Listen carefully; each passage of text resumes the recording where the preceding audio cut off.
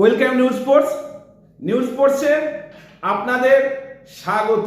গত বছর east Bengal league champion হয়েছিল, ডায়মন্ড হারবার্স এফসি ছিল 2 নম্বরে, মানে রানার্স হয়েছিল। আজকে ইস্ট বেঙ্গলের সঙ্গে ইউনাইটেড স্পোর্টসের একটি গুরুত্বপূর্ণ ম্যাচ ছিল। এই ম্যাচে কিন্তু লিগ চ্যাম্পিয়ন হওয়ার জন্য এই ম্যাচটা গুরুত্বপূর্ণ, যে কে লিগ চ্যাম্পিয়ন হবে। ইউনাইটেড স্পোর্টসকে লিগ চ্যাম্পিয়ন হতে হলে অবশ্যই জিততে হতো।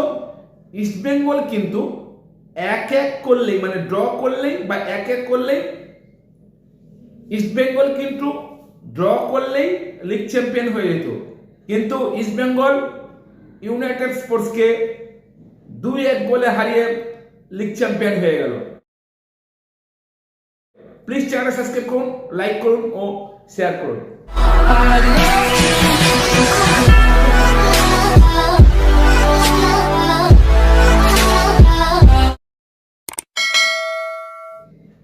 আজকে ইস্ট বেঙ্গল প্রথম থেকেই অনেকগুলো সিনিয়র প্লেয়ার নামিয়েছিল, কিন্তু কোনো কিছুতেই যেন গোল হচ্ছিল না। বিষ্ণু তো অনেকগুলো বল বাইরে মেরেছে, গোলকিপারকে একা পেয়ে বাইরে মেরেছে। কিন্তু দ্বিতীয়ার্ধে অনেকক্ষণ পর 60 মিনিটের পর সায়ন ব্যানার্জির পাশ থেকে ডেভিড প্রথমে গোলটি করেন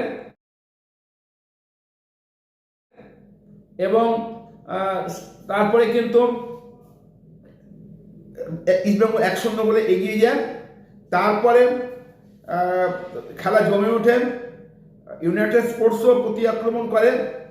এরকম প্রতি আক্রমণ করতে করতে 86 মিনিটে ইউনাইটেড স্পোর্টস কিন্তু 1-1 করে দেয়।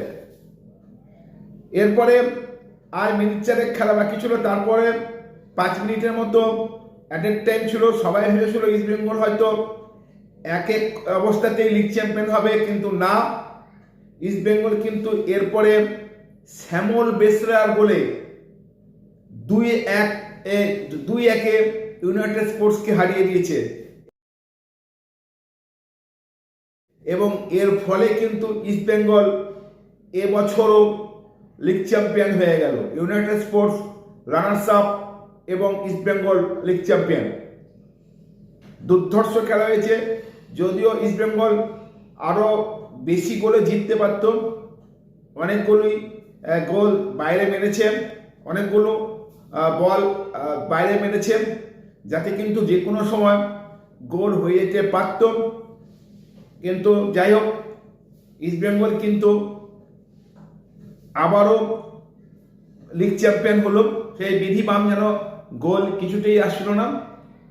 যাই হোক, আবার ইস্ট বেঙ্গল লিগ চ্যাম্পিয়ন হলো। প্লিজ চ্যানেলটা সাবস্ক্রাইব করুন, লাইক করুন ও শেয়ার করুন।